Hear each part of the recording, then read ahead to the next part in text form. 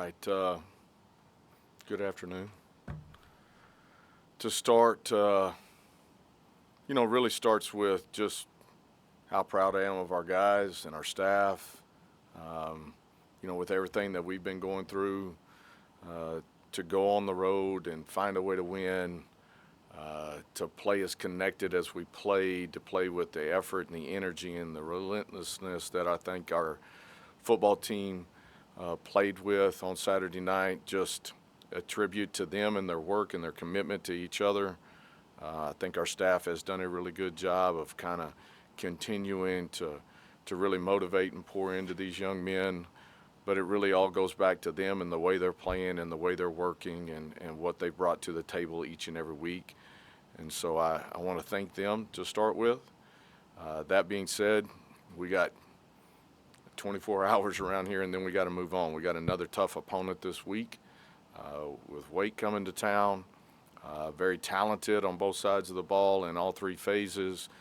We know we've got our hands full, but it'll be nice to be back in Lane Stadium. Those fans that traveled down to NC State with us, appreciate them very much and the energy that they brought before and after the game. But being at home is special, and we've got a chance to be back here on homecoming week with Orange Effect and all the things that are going on. Just wanting to stay locked into what we've got to do, what we've got to take care of on the field, knowing that we got a really talented team coming into our house. So it's got to have another great week of work, get prepared, get locked in, and let's go out and have a good time on Saturday. All right, we'll start in the back with Brooke.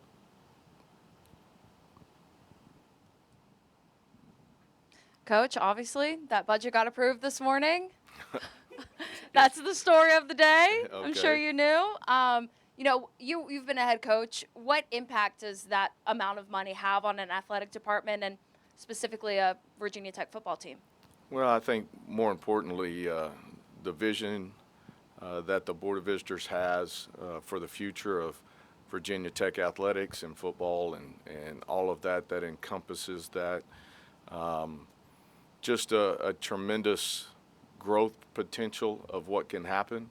It can open a lot of doors for the athletic department, and we thank them for that. Obviously, I'm going to let Whit and all of them handle the big questions on that part of it, but I think it shows the vision, and I think it shows the passion, and I think it allows Virginia Tech to continue to keep building and being at the top of this conference where it belongs. When we talked to Kyron after the game, he sounded like he very much wanted to go for that 4th and 1. He said, I'm going to have a talk with Coach about that the next day. Did you indeed have that meeting with him? What was that like? Did he try to persuade you after the fact? I mean, that's what you love. I would want him to want to go for it. I'd want our offensive line to go for it. I'd want all of that part of it. And there's going to be opportunities throughout the season for us to have that. We went for one on the minus 40 something in the course of the game. We talked about it. At the end of it, it was, we got to make the right decision at the right time. I felt like, in that particular moment with all the other variables, I thought it was the right decision. We trusted our defense. We trusted all three phases, and it was a 3-phase win for us. So obviously it worked out well. But every one of those situations is going to be unique, and we'll take them, each one of them in the way we need to. You haven't suited up Caleb Woodson or Quentin Reddish the last 2 weeks. I know Caleb was on the sideline of that game. What is their situation right now? Is it an injury situation? Are they working through something else? Do you expect them this week at all? Yeah, they haven't been available the last several weeks. I'm not going to talk about injuries and all of that part of it, but they're dealing with some injury things, and hopefully we'll get those guys back soon. Looking forward to that. We'll see how they react and how we continue to monitor their availability. Damon. Phil, you've been in a lot of one-score games during your time as a head coach. Did any of that past experience lead you to saying, okay, I know how well my defense has been playing. NC State has had to earn their scoring drives to know, okay, instead of going for it and putting them in a position where a first down gets them field goal range, make them earn it? I think more than anything, I think that was probably the deciding factor for myself and our coaching staff as we looked at it. And everybody's got their own feelings towards it. But, if you get the first down in that particular moment, then the ball game's over because you've made them burn their timeouts and you can finish it offensively. And that's always a strong suit for us. That being said, if you don't get it, they're already in field goal range. And that was the deciding factor for me. Our defense had been playing well all night. They've been relentless. They don't have any timeouts left. Nick's going to do a fantastic job. We're going to cover the punt well. We're going to pin them back and then make them earn the rest of it. So, luckily it all worked out in the right way, but those variables change each and every time you have to make that decision, but that was part of the process of thinking through it. And one more question about the roster. There are 2 defensive linemen, Keyshawn Burgos, James Junkum, no longer listed on the roster. Are you able to provide any insight onto that decision? Yeah, they're just they're not with our football team anymore, and that is part of this process that we've been going through, and so our focus is going to stay with the guys that are on our roster and what's in our locker room, and those guys continuing to grow and really weld together and continue to focus on what we've got to, which is a Wake game right here in front of us. Caleb Spencer made some really big plays for you guys throughout the game. He had that stop on that 4th down. What have you seen in his growth and development? And obviously he's kind of forced into this role with some of the injuries and departures. What kind of growth have you seen from him? Yeah, I think he is leaps and bounds growing throughout the weeks. I think he's playing with a lot of confidence. You see him, the way he's pulling the trigger and firing on things that he sees now, the way he's running around to the football, his athleticism, his strength. And I think he is not only learning each and every day in the meeting room and in practice, but he's also doing that on the field. Like I'm seeing something, I'm remembering those things and how I need to react. He's taking coaching really well, but the top part of that is he's got a great athletic presence about him. He plays with all those things that the good Lord gave him, and he's playing with a lot of passion right now. I'm glad we got him. What stands out to you about this Wake Forest offense you guys are going to see on Saturday? Obviously, as you look at them, they're very talented, right? Obviously, I've had time with Robbie, spent a year and plus with him, so I know Robbie pretty well and how athletic he is, how competitive he is. He's doing a great job there. Claiborne, the running back, obviously from this area, but very, very talented. They've done a great job with him as well. One of the things that really stood out to me, their receivers, they got 3 or 4 guys that can really run. And so that's something that always perks you up a little bit. You got to make sure you know where those guys are, try to eliminate some of those explosive plays they've been able to have. So we've got to do a good job in that way. I think their offensive line has played really well, especially their tackles. I think both of those guys are tremendous players. So it's going to be a great test for us. Obviously, they took Georgia Tech all the way to the wire in overtime, and so that was a tremendous game. So, we're going to have our hands full for sure. Go Andy and then Ryan. You had a bunch of those freshmen that played last week. I know you have 4 games to kind of play around with a redshirt on that. Are you worried about the redshirt still? Do you go, hey, we're going forward, we're going to actually play those guys the rest of the season here? Yeah, right now, we're taking it week by week, but that being said, we got some really talented freshmen, and they stepped up. I think there was at one point in the game the other night, we had 4 of those guys on the field at one time together. So we got a lot of faith in them. They're continuing to grow. They're continuing to get better. They've got some inexperience about them, but they're playing with a lot of passion, and they're learning a lot throughout the week. And so we're going to keep rolling the way we're rolling, and those guys are being a tremendous help, and they're only going to get better. Ryan and then Damon. A lot of different O-line combinations to start the season. This one only allowed 2 sacks, a great rushing performance. After watching the film, what allowed that specific combination to really click this week? We're just trying to make sure that we can put our 5 best linemen on the field at one time, at one given time, right? And so it was good that Johnny was able to come back, and I think that was a good boost for us, moving around Tomas and the flexibility of what he brings to the table, being able to play right tackle, left tackle, playing left guard. I think that added a little bit of juice to it. Right now, we'll step back out on the practice field today, and kind of see where we're at through some of the injuries and kind of start playing ourselves through it. But I thought those guys played tremendously well, and I think Aiden is continuing to grow each and every week and getting better. So we'll see how it plays it out this week.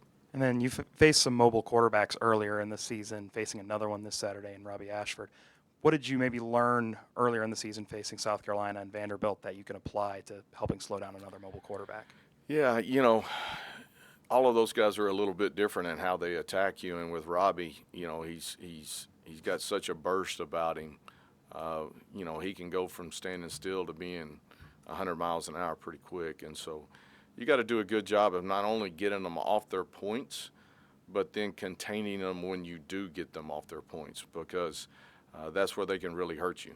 Extending plays, not having enough eyes to it, making sure that you can get around it and get it tackled and get it on the ground. And so I thought our guys, again, the effort that we played with the other night is what we've got to bring each and every week, and the relentlessness of our guys' pursuit was a big factor in getting stops the other night, and we got to continue to do that.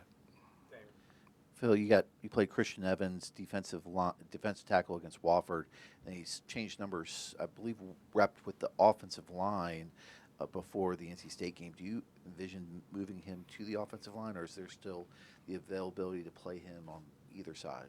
Yeah, right now, we're trying to make the right moves for the entirety of the team, and with some of the injuries that we've had up front, he's a guy that has played it in high school. He brings a great skill set from that standpoint.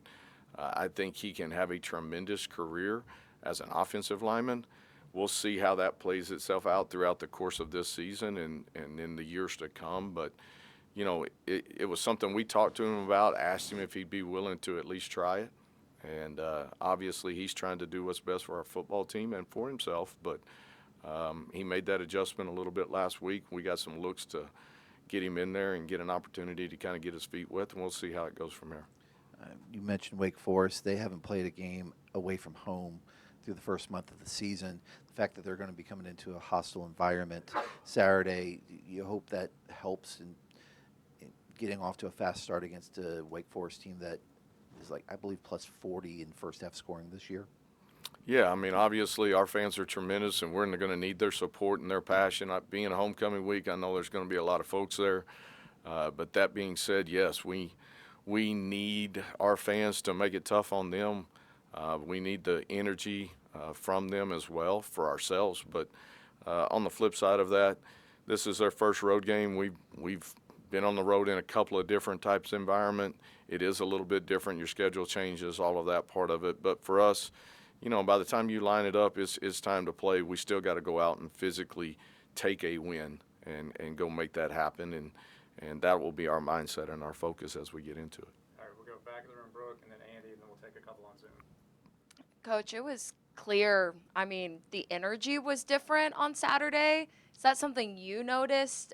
Whether it was just playing or in the locker room, the video of you dancing. It was just different. What do you think that changes? Is it mindset? Is it just leadership in the locker room? What can you pinpoint? Because obviously it had results. I think the guys have done a tremendous job of just rallying around each other. We're all in this together, and wins are hard to come by. So you're talking about the other part of that. You need to be able to feel that joy that you get. They put in so much work and so much time, and they're grinding all the time. And so when you get an opportunity to have a win like that, you got to celebrate it. And it's got to be something you're continuing wanting to do. And so we're going to celebrate wins. And we did a little bit of that. Now our 24 hours is up, and now it's time to refocus and get back locked in. But, I think the energy really comes from them. And, they make you feel that joy because you can see it on their faces. You can see it coming out of them, and it's a tremendous opportunity for us to continue to grow. When we talked to Fontel in the preseason, he was talking about Cam Selden just sort of being maybe a developmental receiver. He was new to the position, switching from running back. What have you seen out of him these first couple of weeks? Do you feel like he's continuing to expand his role and his comfort in that slot spot? Yeah, I really think he has. I mean, if you look at his production over the last couple of weeks, you can see how he is really coming on. He's really understanding the position more. He's playing a lot faster. He made some big catches the other night, had a big one across the middle, had a couple of them on some third down opportunities in there. So, obviously Kyron is trusting him because he's throwing the football to him in those opportunities, and Cam just keeps getting better. We got to continue to keep finding unique ways and opportunities to get him involved, and we'll continue to do that throughout the season. But Cam has been great. His practice habits have been really outstanding over the last several weeks. He's back healthy. He's feeling good, and so I think he will continue in that mode as we work through the rest of the season. Let's take a couple on Zoom. On Zoom, please use the raise hand feature to ask questions for Coach Montgomery. And we'll start with David, please. Coach, talking to Christian Ellis post-game and then watching a little bit on DVR, it seemed like he almost knew what was coming on the 4th and 1 throw there late to Joe Lee. Was that a matter of scouting and then film study on the young man's part? Yeah, I think it's really both of them. I thought our defensive staff really put those guys in an opportunity to go make that play, kind of talked about some of the different scenarios that could potentially happen right there. And I think a lot of it goes back to film study and the flow of the game and what's going on. And so he made a tremendous play right there. As a young guy kind of stepping in there and getting those things done, just what a play by him, what an opportunity. He had a couple of those throughout the game, and I love watching his growth and what he's bringing to the table and how he's playing along with a lot of other guys in that situation. But what a play right there. And you mentioned he made a couple plays. What about the one in the end zone to break up that pass? How would you describe that from a coach's perspective? Yeah, again, in-man coverage right there against a really talented receiver. The receiver's got a step, but he is staying engaged with it. And then, the opportunity to shoot the hand late, break up the pass, just a tremendous effort by him. Great technique, great athleticism. But when you're in those situations and just making plays like that, just the confidence that it brings to not only him but to the defense in general. And so, again, he had a couple of them like that throughout the game, and those two that you mentioned are really, really big. And then one last one, if you'll indulge it. Just at this point, with all the outside drama around the program, is the actual football part now, practice and especially the games, an escape, catharsis for not only the players but also the staff? Well, I can promise you it's the best part of my day, right? So getting out on the practice field and getting to be around them and feel their energy and the way that we're practicing, and I look forward to it each and every day. Those guys have been tremendous. Our meetings have been really well. They've done a great job within the meetings and taking information and gathering that and then taking it to the field and really applying it. But it's all about energy and focus and the relentless pursuit of us getting better. And I promise you that's the best part of my day. Got time for a couple more. We'll go to Steve next. Coach, can you just talk about a little bit of how Kyron's approach has changed much since compared to the end of the ODU game, compared over the next two games since then, and also your relationship with him? How did that change when you had to take on the other duties? Is it kind of the same, or did you have to make some adjustments? Yeah, if I'm being honest, I don't think his approach has changed in either one of those facets. He is competitive. He wants to be good. He wants the people around him to be good. He works relentlessly to continue to improve his skill set. There's always things we can get better at. There's always things I can get better at.